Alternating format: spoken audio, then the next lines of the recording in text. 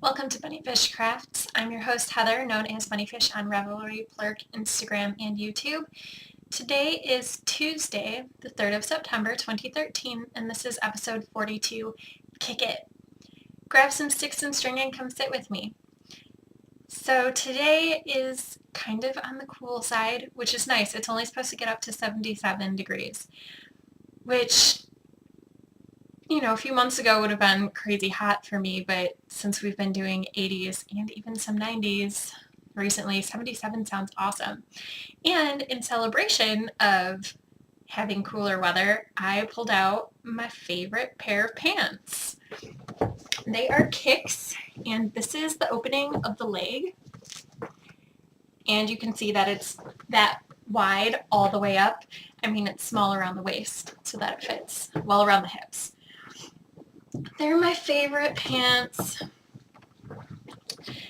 Yesterday was Labor Day in the US, and that's why I didn't record, because we had family over. Steve's mom and brother visited his sister in Tennessee over the weekend. So on their way back, they stopped by here, and we had a sort of impromptu birthday party. I made cupcakes. They brought presents. Gabriel is turning 5 next week, and Mara is turning 3 next month. So since we probably won't see them, they brought presents now. It was really fun. The kids enjoyed it. They got underwear, and I'm totally going to go into a mom rant right here. There's the coolest thing ever. There are training pants that you throw in the washing machine. I haven't seen them because I don't buy clothes for my kids.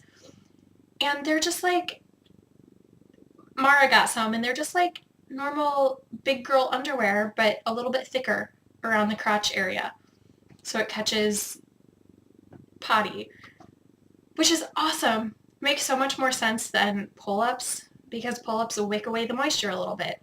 So how's the kid supposed to know that they are wet and learn to go potty in the potty instead? Anyway, mom rant done. Let's talk about some stuff that you're actually interested in, shall we? Temperature craft along still going on, going until the end of May next year. Here are my socks. They are growing. As you can see around the top, there's some orange in there. Yes, it was 90 degrees a couple days, 3 days in the past week. I don't know. It's disgusting. So that's what they look like so far. They're going great. All of the information for the temperature craft along can be found in show notes or on the group. The other craft along that we have going on is the VKN craft along. And the idea is to use pattern or yarn from one of my VKN friends. And the tag is BPH VKN. There are 4 prizes, a bag, a pattern, and 2 yarns. Let's segue this right into my finished objects, because this goes into the VKN craft along. I made the Rockstrata mitts for my dad using the Rockstrata pattern by Josh Ricks. I used Red Heart Super Saver in Hunter Green and some random black acrylic that I had. US size 7 4.5 millimeter needles, and I didn't weave in any of the ends. Even though I said I was going to weave in ends last week, I didn't do it. So that's what it looks like. This is open because you're supposed to work in the round, but I work flat instead, so I don't have to purl. And then I'll just seam it closed when I get there, when I actually seam like I'm supposed to. But anyway, that's how they turned out. And I finished them in time to enter them into the Knit 2 Together Rockstrata mitt knit along. They turned out great. And you know how I was saying that I was kind of over the pattern? Well, Josh's own knit along for his patterns in the Sort of a Knitter podcast group, that started, and my sister requested a pair of Rockstrata mitts too. So I'll be making a pair of those this month so that I can enter his knit along, because I can't say no to my sister. Well, I can, but it's very, very difficult. Another thing that I finished is this. What's that? Oh, that's my empty plying spindle. Yay! Now I can take it all apart and put the knitting needle back. I finished plying last night and I washed and thwacked this morning, so this is still damp. It needs to be hung up right after I finish recording. So there we go. One of my ties fell out while I was thwacking, so it's a little bit messy. I just want to play with this the whole time that we're here, but I won't. So that's the yarn, and that's how thin it turned out. It's really even. There are a couple spots where the first ply that I spun is a little bit thick, so when I plied it all up it didn't go as thin, but overall it's pretty even. It's from All Spun Up and it was 4.2 ounces and I got 359 yards out of it. Last night I looked up to see if there was a chart that would give you an idea of your weight based on how many yards per ounce you had, and I found one, and it said that fingering weight is 70 to maybe it's 75 to 110 yards per ounce, and this is 85 yards per ounce, so I'm right in the fingering weight zone, which is really exciting because that's what I was going for. So these will be made into socks soon. Oh, I totally forgot to write down about the other knit along that is going on. In the group there is, well, it says an unofficial knit along for socks out of hand spun, but 2 of our members generously donated prizes for people who knit socks out of hand spun yarn. I don't remember that we set the deadline yet. We may have and I have just forgotten, but I don't think we did. But the rules to win a prize are you have to use your hand spun and you need to use your hand spun, you need to make a pair of socks, and they need to be real person feet size, so no ornaments or like mini keychain sock blocker socks. And you have to finish within the deadline, which I don't remember if we set the deadline. I'll double check. I'll make sure it's in the thread, like in the rules section, and I'll announce it next week in the podcast. Yay! I know you just want to see this one more time because I am so proud of this. This was all done on drop spindles. No wheel here. I don't have one. Hopefully someday, but not right now. And super soft. It's 100% superwash merino. And I'm just really proud of myself for sticking to it and finishing this yarn because it took a really long time. It's 359 yards of a 3-ply. So go ahead, think about how many yards of singles I had to do before I could get that 3-ply. Oh, I'm in love with it. This was my ultimate goal for learning how to spin, was to be able to spin yarn to make socks out of. Now I've met that goal. The next goal is to spin yarn to make a sweater out of. That's going to wait a while though. I don't need to do that right now. I don't need to hit all the milestones right away. Plus I don't have the fiber for that. But yeah, that's going to happen soon. Probably going to cast on those socks this week. I'm going to keep touching this yarn because it's so pretty. I feel like there was something else I wanted to tell you about this yarn. Oh, I wanted to tell you the prizes for the knit along. That's what I wanted to tell you. There are 2. Jerry Pattern Whisperer is going to make a spinning bag with a satin lining so it won't catch the fiber.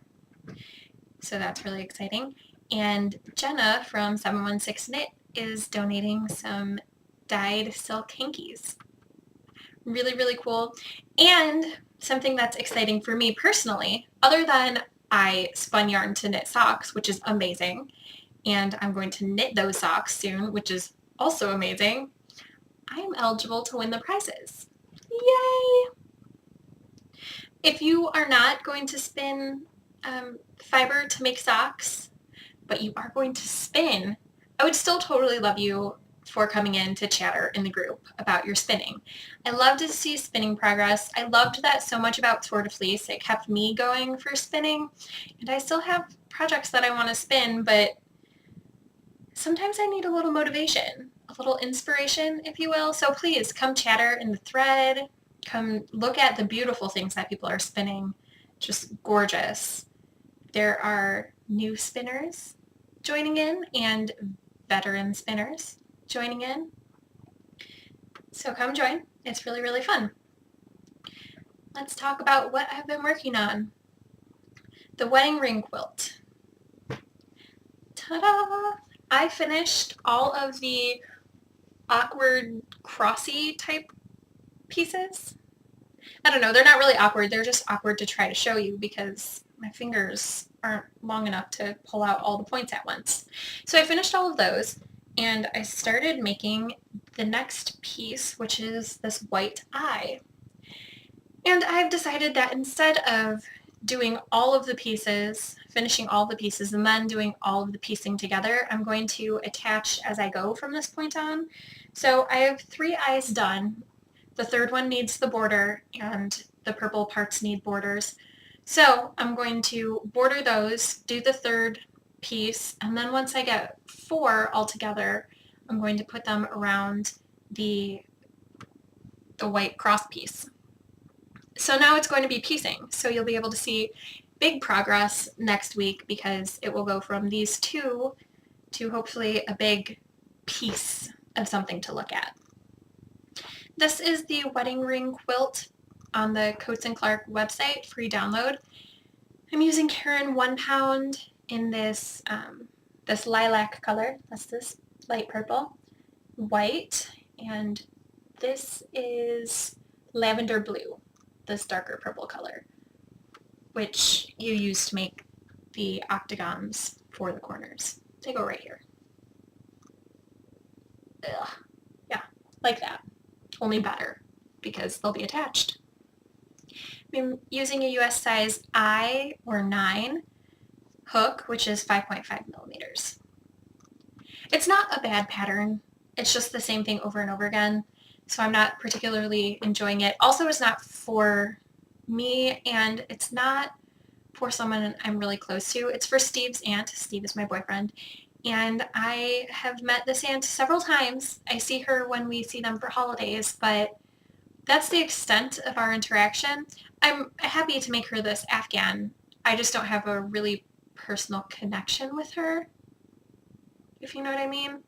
I don't know, it's easier for me to make things for people when I have a really big personal connection with them. I worked on Cecilia's blanket. I have the stitch marker here.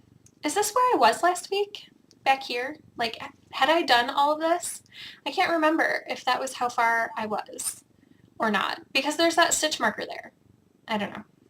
I'm going to guess that I did this much this week. And I'm at the stopping point. I cannot go any further because I need the purple from the wedding ring quilt. I need the leftovers to do the next stripe. So this is going to go sit back in the corner over, no, this shoulder. There's a bag that you see when I turn, if you're looking for it. That's going to go sit in there until I finish the purple Afghan, wedding ring Afghan. So far it is. It's 75 single crochets long, and I don't know how wide I'm going to make it. Not sure yet. Probably more than double this. Yeah, definitely more than double this. This isn't wide enough to wrap around anybody. That's my progress on that. I'm really enjoying it. It's really, really easy, but I can't just work on that all the time. I have other things I need to work on. Like this blanket. Oh, don't get stuck. This is my lapghan that I'm making out of Lion Brand Homespun. And let me find the right side. Okay, there we go. It's a little bit tricky. It's kind of big. this is where I was last week when I showed you. I did a square. Well, I finished that square, did another square, and started the next square. I told you I was going to make it 3x4 squares. Well, then I opened it up and realized it's actually 5 squares wide. So I guess I'm doing 3x5. Now I want to do 4x5, but I don't have enough yarn for that. So I have to make the tough decision of whether I want to go out and buy more homespun to make this blanket bigger, which I really don't want to do because the whole point was to use up all of the homespun in one go. I got the homespun from another of Steve's aunts because she was giving up knitting crocheting. She is all of a sudden allergic to everything that she was working with. So possibly she's allergic to acrylic, but she was saying that she was allergic to cotton chenille too. So I don't know, that seems like a really weird combination of allergies. And I choose to decide that she just, I don't know, she just doesn't like it anymore and decided to give me all of her stuff, which is fine. And I got a couple skeins of homespun for Christmas from Steve's sister last year. So the goal was to use it all in this lapgan so it would be useful and not just sitting around in my stash, and I could make a whole project out of stuff that I didn't have to buy. But now I'm thinking I might want to buy stuff to make it 4x5 instead of 3x5. I don't know. We'll see. I'm going to wait until I get the third row done before I make a decision. And maybe I'll ask you guys your opinion when I get there. I don't know. I'm very up in the air about it right now. Those are the 3 blankets. And now a new project. I know. I'm trying to finish 2 things for starting 1 thing. But I mean, that kind of happened this week. I had 2 finished objects and only 1 new project. The list in my notebook says that I'm not doing so great, but I choose to go with that logic this week. And I really can't help it. I have a lot of really talented designer friends who are going crazy with the creativity right now. I don't know what's going on, but this is another test knit. This is for Jenna Meyer, 716 Knit. And this is the Neowanda slouch hat. I'm probably pronouncing that incorrectly. I'm pretty sure it's a park near her. So this is what it looks like. There's this really fantastic oval cable band right here. You do that first. And then this really cool structured lace that goes for, I don't know, however long you want your slouchy hat to be, really. So that's what I'm working on. And I totally hacked the pattern because you're supposed to use a cable needle for these crosses right here. Let's change hands. That's the back where you attach. And you're supposed to use it right here where you cross.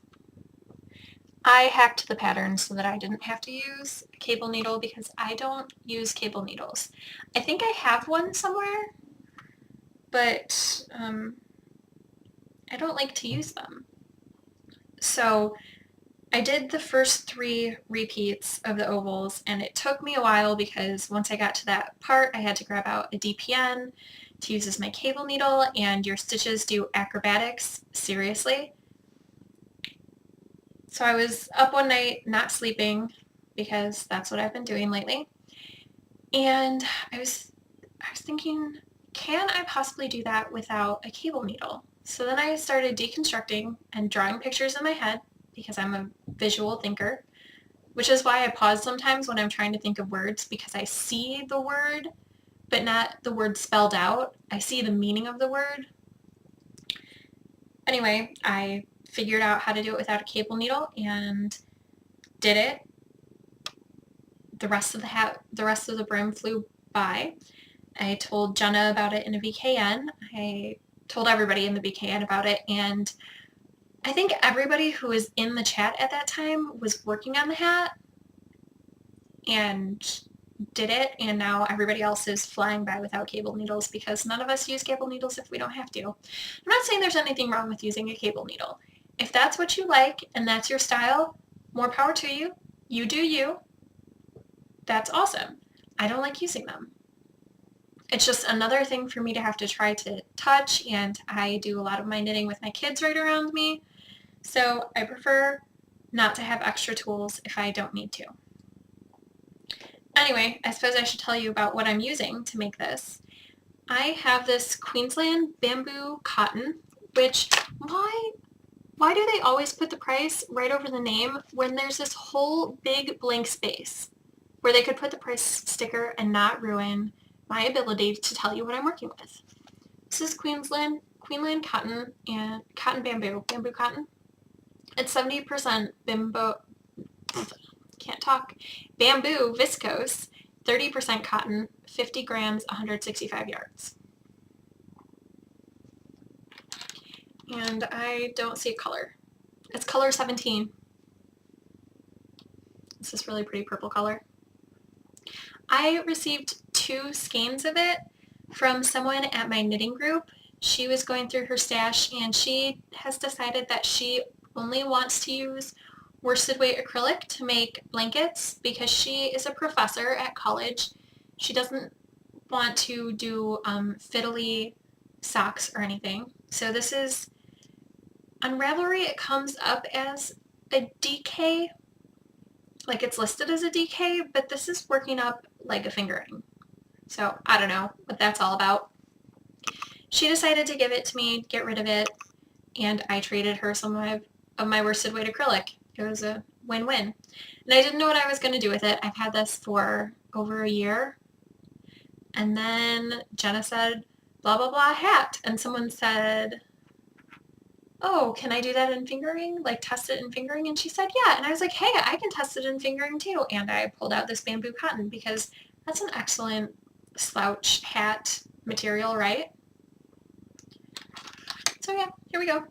And I'm using US size 1 2.25 millimeter needles for it. I'm enjoying it so far.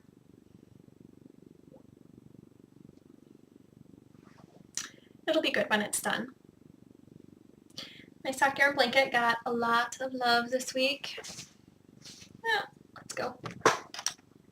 And I didn't pull it out of the bag like I normally do. I'm keeping it in my Knitting's My Bag bag, the monster bag, which is attached to my chair, so I'm not going to lift it up here.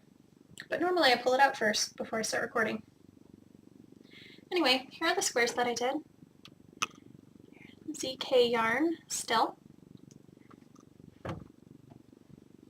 Another square. And another square.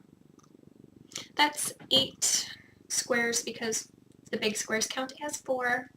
So 8 squares this week. And this coming week, I'm actually finishing up the 3 rows of, I'm doing 3 rows of ZK yarn. 1, 2, 3. And I am going to be using yarn from projects that I have finished. I'm going to do 1 row across. And then I'm going to jump into probably the yarn that I got from Annette and do a couple rows of that. Those are my plans for my blanket, which is getting big. I am not quite to 40% yet, I don't think. I'll show it to you when I get to 40. But I love it. It's getting so big and so beautiful, but you don't get to see it yet. I got new things this week. Got a package in the mail, and this package came from Haley. She does the Knit Two Together podcast with Lisa. And I knew that part of it was coming, but what I didn't know was coming was this.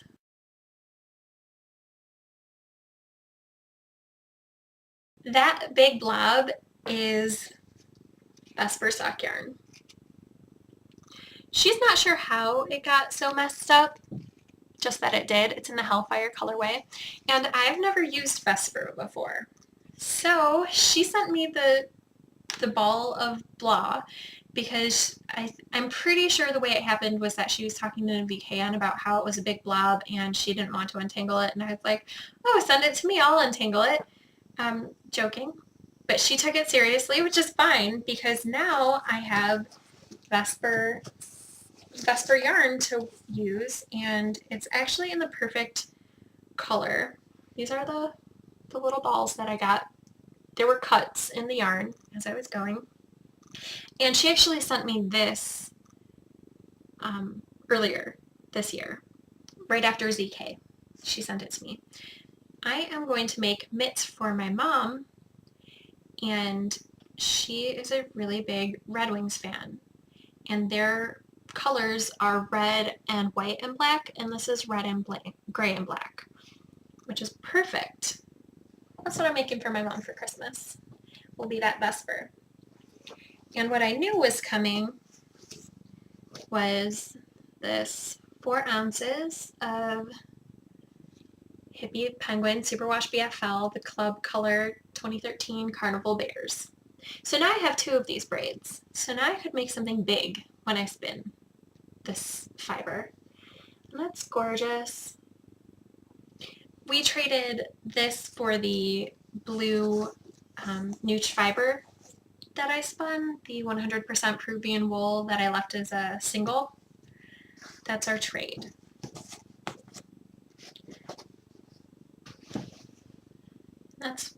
Let's see. That's all my knitting stuff. I finished the Poisonwood Bible this week. That is by Barbara Kingsolver. It was pretty good. The ending didn't blow me away, but I didn't expect to be blown away. It was just good.